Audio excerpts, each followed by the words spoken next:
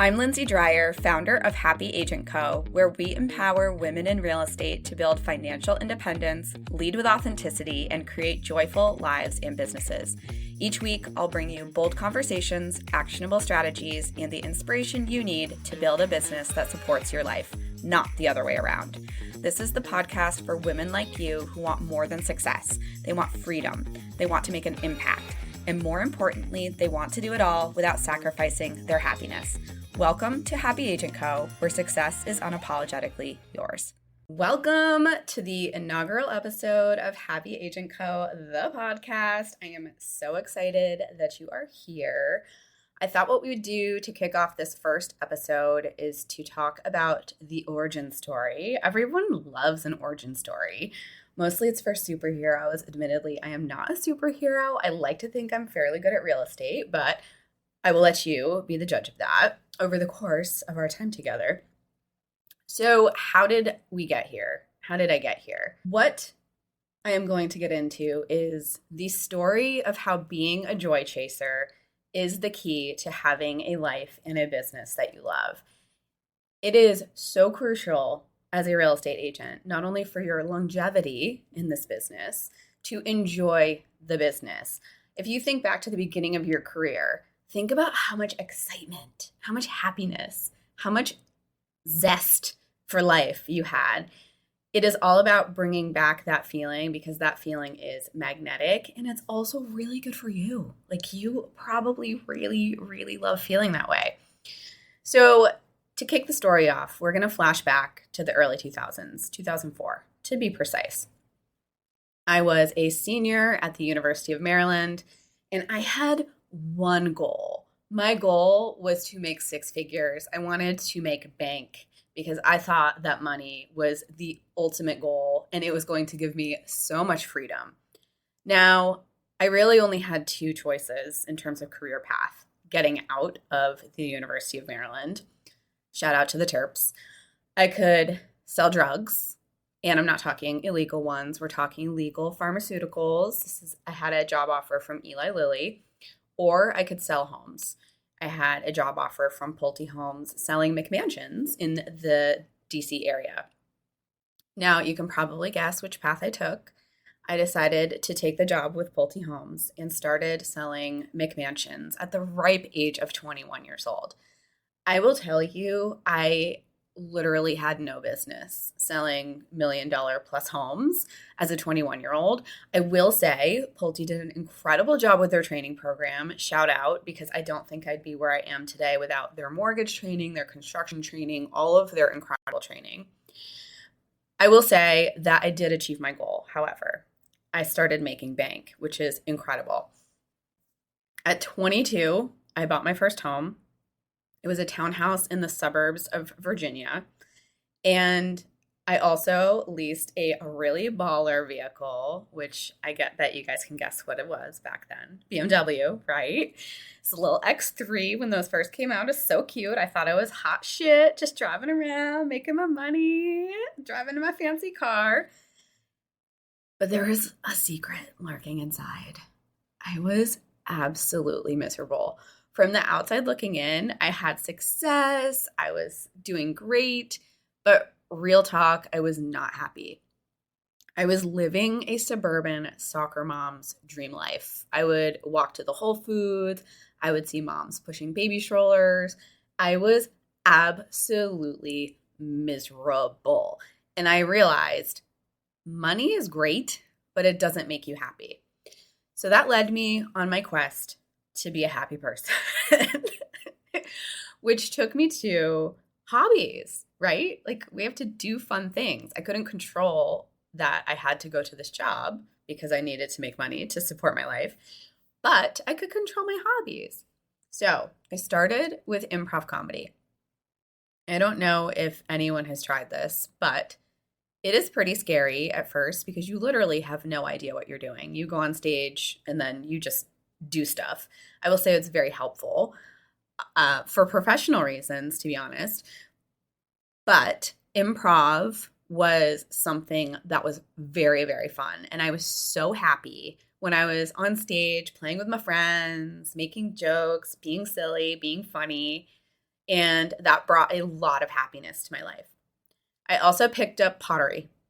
Throwing pottery was so therapeutic, and it was also really fun to be creative and to get your hands in the clay, make something beautiful or functional. Actually, that's really like my secret love language is making functional things, obsessed with mugs and pulling handles. If you know, you know. And I also started doing yoga. And yoga was so good for my mental health. It really helped me with my mind and body and soul connection. I'm going to ask you a question, and this isn't a trick. It's not a riddle. I mean, it might be a little bit of a riddle. What do improv, pottery, and yoga have in common? I can see that you're stumped. They all require you to be absolutely present in the present moment. So, improv, you cannot be somewhere else in your mind. Like, you have to be there on that stage, or it's just not going to make any sense. You're not going to be a good scene partner, which isn't cool. You have to be a good scene partner. Yes, and right? Pottery, they have a saying, your day ends up in the clay. And that is totally accurate. If your mind is somewhere else, if you're angry about something, you're anxious about something, your clay is not going to turn into anything worthwhile. And with yoga, I think it's a given that you have to be in the present moment when you're doing yoga. And so what this taught me was that joy lives in the present moment. You cannot have joy in your life if you're focusing on the past, if you're focusing on the future. You have to live in the moment, and that is where happiness and joy resides. So I had my hobbies on lock, still had my job, but I was still miserable about where I was living. And in real estate, we all know it is location, location, location. And I hated my location. It was, again, soccer mom dream life, and that was not my vibe. So I bought a condo in one of the coolest up-and-coming neighborhoods in DC in 2007. It's the U Street neighborhood. I was close to all of the cool bars. I was close to a Whole Foods. Obviously, there's a trend here. I really like being near Whole Foods. And that location and living in that condo brought me so much happiness. I was close to all of the things I loved. I was with people that I could relate to. And there was this vibrancy about the city that was just so soul-filling for me. Like, I really felt like I was home. It felt so good. So I had my hobbies, I had my location on lock, and I was feeling pretty good. I was making money. My commute wasn't the best because I was going way out into the burbs of Virginia, but I felt like, okay, this is cool. This is sustainable. I'm pretty happy. Then for those of you following along at home, 2008 hit, and I think most of us understand what happened in 2008. And that was when the Great Recession hit. Nobody gets a mortgage anymore. Prices decline. It was a total and utter shit show. But being the eternal optimist, I was like, okay, what am I going to do? I was sitting at a model home selling 0 homes per year, and I was commission-based only, so 0 homes with 2 mortgages and an expensive lease payment was not going to work for me. So I looked around and I realized I actually didn't hate real estate. I really just didn't like sitting in a model home being stuck. So I became a real estate agent. I got my license in DC, Maryland, and Virginia, and I started selling real estate to the millennials of Washington, DC. Now, they were of first-time homebuyer age. We had some really great tax incentives. Pricing had come down. Affordability was back. And I was able to sell 15 homes my first year, which was shocking. I remember my first broker asking me, I don't understand how you're doing this. And I told her, it's the internet.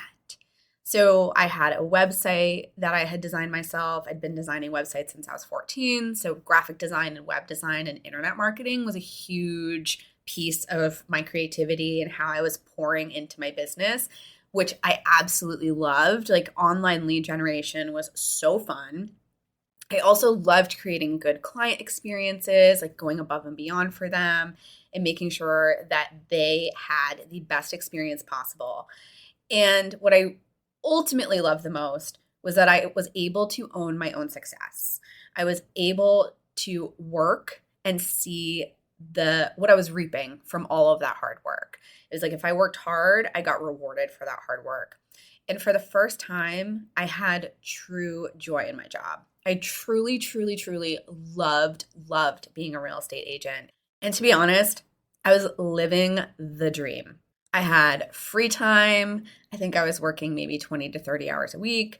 I had money, so I was able to pay my bills, and I had enough money to have fun, pursue my hobbies, travel. And I was joyful in my life and business. I was seriously, truly so incredibly happy. But you can probably already see where this is headed. Success begets success. And all entrepreneurs, not just real estate agents, if they are successful, they reach a point where they have to leverage, they have to scale. They can either plateau, which again, if that's what you want for your business is you just want to sustain, no shame in that game. But at that point in my career, I wanted to grow. I saw an opportunity and I wanted to keep going. I realized I could either keep working on the current pace I was going and burn out, which was not an option.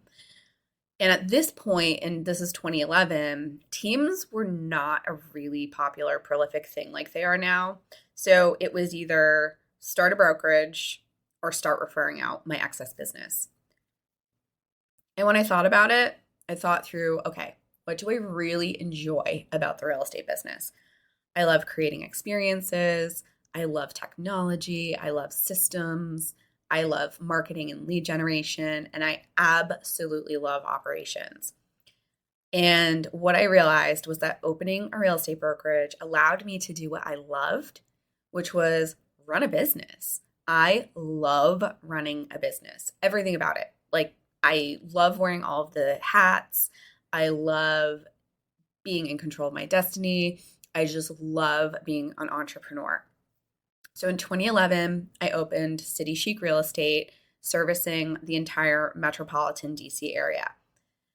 The really funny part is on the same day that I opened my brokerage, my now husband proposed to me that same day because he said it was the only way that I'd be distracted enough to not know what he was planning. And 100% that's accurate. He actually surprised me, which was really amazing. So it's a really special day. It is March 4th, 2011. I will remember it forever. But here's the thing about opening a company, and I think anyone who's done this knows. It took so much hard work to get launched. There were so many nights I was working till 3 a.m. I was working 7 days a week, and I was also in production. So it was like broker by day, real estate agent by night and weekend. But I really loved it. I was having a really good time and I was good at it. We were growing. I was able to bring agents on, train them. They were getting productive. And we were on this really incredible upward trajectory. And then I got pregnant. So we were growing in more ways than one. And in 2015, I had my daughter, Lexi. Now, for those moms out there who have been pregnant and had kids, it is probably one of the hardest things to do as a real estate agent. It was such a difficult transition because I was really, really, really struggling with being a type A overachiever who pretty much had no limits on time or energy. And for the first time, I had this little human who needed so much of me, so much of my energy. They had no control over my schedule. It was just a total lack of control. And I was so overwhelmed. I definitely, looking back, realized I had postpartum depression, and it was just one of the darkest times of my life, I will be honest. It was like I had so much of my identity wrapped up in my career of being this badass real estate bitch. And it was like I couldn't wear both of the hats anymore. I couldn't be a broker and I couldn't be selling 15 million a year. It just, I had to choose. Something had to give. So that's when I entered into a coaching program, and they asked me, where do you want to be in 5 years? And I really, really took that question to heart because I have always been a joy chaser. I have always chased happiness. Happiness is like one of my guiding principles. And joy and happiness look so different with kids. It does not look like my life on U Street, going into bars, restaurants, and hanging out with my friends. And that really got me thinking city life versus my childhood, which was growing up in the mountains of New Hampshire. And what I realized was in 5 years, I really wanted to be living in my hometown in New Hampshire by the time that Lexi started kindergarten. I wanted my kids to have that same experience growing up that I did. Looking back, my hometown in New Hampshire, it's really like joy in a town for me. It's big enough that you have amenities, but it's small enough that everyone knows each other and you feel safe and you are able to experience the four seasons and have the beauty of nature. And that was so important. And just like me being miserable in the suburbs of DC, place is so important as a real estate agent. Like we sell that to our clients. And so when you're not happy in your place that you're living, that spills over into a lot of aspects of your life. And such a good example or nice reminder of how real estate can impact people's lives beyond just you're living in a nice house, but that sense of location, that sense of place, that sense of community is so, so important. So with that goal of wanting to be in New Hampshire in 5 years, I got to work building a brokerage that I could run remotely. This was in 2016, and this was before COVID. This was pre-virtual brokerage. So there was no EXP, there's no real, there's no cloud brokerages. So I really had no example of how to do this. And I was really creating my own playbook. This was also like right around the time that they were creating Zoom meetings. So it seems like it was not that long ago, but it was kind of like the Stone Ages in terms of virtual work. But I was so, so, so motivated to chase my happiness and to chase my joy. So I really just started building all of our systems, all of our technology, all of our processes, our culture. It was all based around the fact that I wanted to be able to run this brokerage remotely. And I don't know about you, but when something feels so incredibly aligned, when something feels like deep in your heart, it is 100% what you're supposed to be doing, that makes things a lot easier. And this was one of those decisions. I just knew it was the right thing to do. I knew it was like the thing that was so important for me to do was that I wanted to move my family to New Hampshire, but I still wanted to be able to run my company. So I'm trucking along, building this brokerage. I'm going to be able to run remotely. And we experience as a family an unexpected loss. We lost my father-in-law, Andy, and Andy was this very charismatic guy. He spoke like 20 languages. He was just a really cool, worldly dude. But he was also an entrepreneur. And he was one of those entrepreneurs who just never quite made it, never quite got it to click. And he is a cautionary tale of an entrepreneur who worked himself to death. He died of a heart attack in his sleep from stress. And what my husband and I realized was that life is so short. Life is so precious. And why are we putting off things that are going to make our life better? Why are we not making the moves that we really feel like we should be making?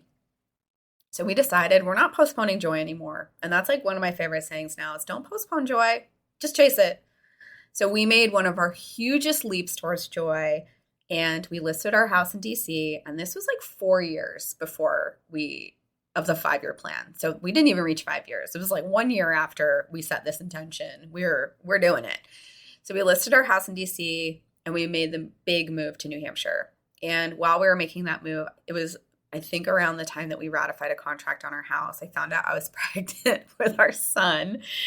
There's something about like moves and pregnancy with me. It like always happens. I'm always pregnant or having a baby when we're moving. And I remember announcing it to my team and having people find out that we were doing this. And the things that were said to me were pretty discouraging and pretty shocking. You're crazy. You're throwing it all away. This will never work. You're going to miss DC. You'll be moving back in 2 years.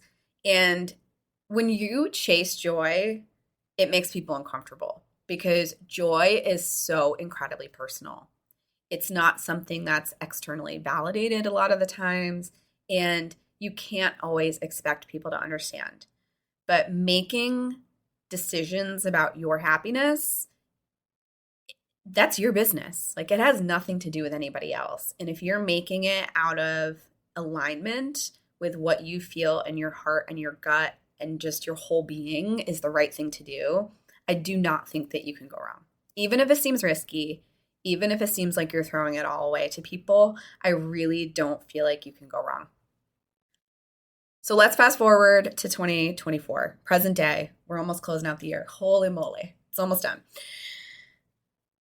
Present day, chasing joy has totally paid off for me. I still have a real estate brokerage that I am still running remotely from New Hampshire and is still doing really well. I have 3 really happy and healthy kids who are living in my dream town. My husband and I built our dream house. It's like our forever home. We put so much time and energy and money into that, but it's so great to be able to be living in my vision board. And it is all because I took a chance on real estate. And I have really great news for you.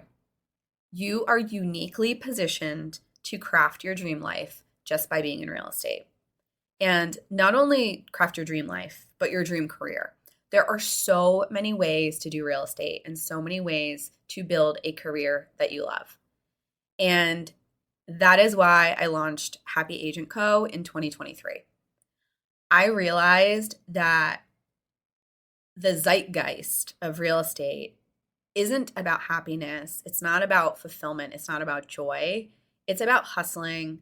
It's about grinding. It's about making those calls. It's about power hour. It's about like all of the things that aren't about what makes you happy. And yes, I think you do have to do a lot of things in your business, but they can still be aligned with your happiness. So I, through Happy Agent Co., coach real estate agents on how to have a happy business that supports them living their dream lives. And yes, that includes making money. Like we aren't just going to be sitting having spa days all the time. Although that sounds incredible. So sign me up. If we have a brokerage that's doing that, I'm in. But just like joy isn't a one size fits all, neither is real estate. And that is amazing. But so many agents need help thinking outside of the box because they're surrounded by people who are just doing the same thing, because they're surrounded by people or agents or maybe even their broker who are just like, what are we going to do this year? Are we selling more this year? What are we doing this year? More. I like to use my experience as an agent and as running a real estate team in a brokerage to help agents figure out what that joy puzzle looks like for them. What does that ideal work-life balance look for them? Where do you want to be in 5 years? Where do you want to be in 20 years?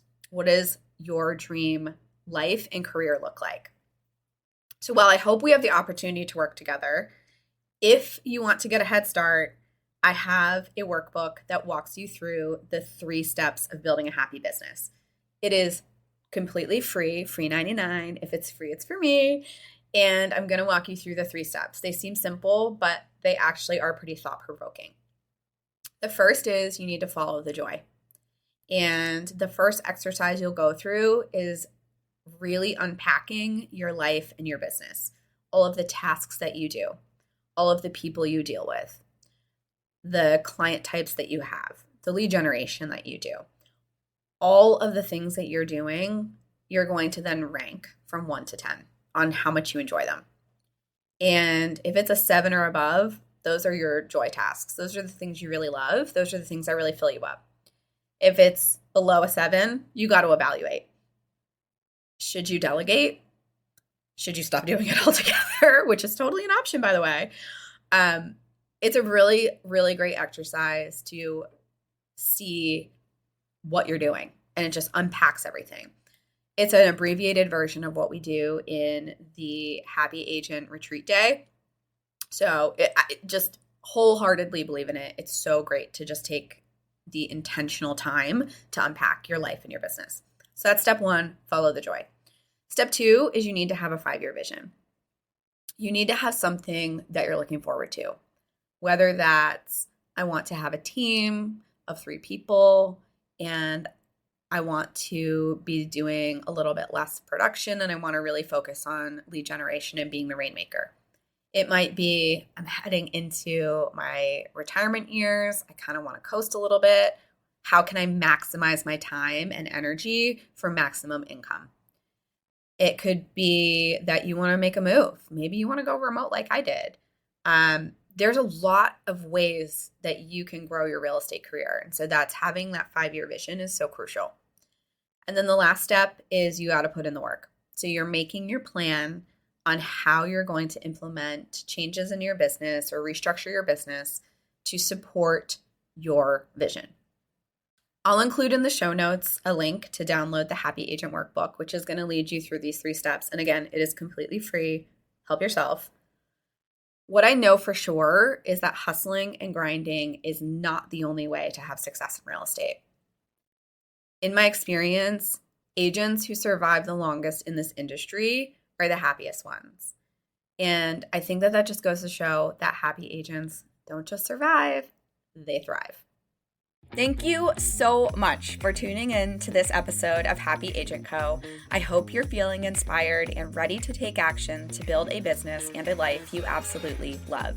If you enjoyed today's episode, it would mean the world to me if you could share it with a fellow agent who might need to hear it. Also, don't forget to hit the subscribe button, and if you are feeling generous, leave a review. Until next time, stay happy.